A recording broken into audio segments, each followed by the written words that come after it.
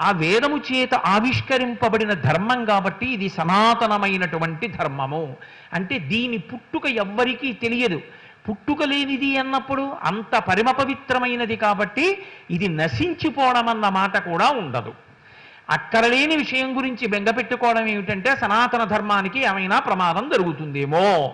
ఎన్ని రాటుపోట్లు తిందో ఏమైంది సనాతన ధర్మానికి? ఏమవదు. ఎప్పటికీ చెక్కు చెదరకుండా అది అలా నిలబడి ఉంటుంది. కారణం ఏమంటే ఒకటే కారణం. సనాతన ధర్మమునందు చెప్పబడినది ఏది అంటే ఓం శాంతి శాంతి శాంతి. అందరూ శాంతిగా ఉండాలి. అందరూ శాంతిగా ఉండాలి అన్నది ఎందుకు నిలబడదు సమాజంలో? నిలబడి తీరుతుంది. సత్యం వద ధర్మంచర, ఇంతకన్నా చెప్పడానికి ఎక్కడైనా ఏమైనా ఉంటుందా? ఇంకా సత్యమును పలుకు, ధర్మాన్ని పాటించు.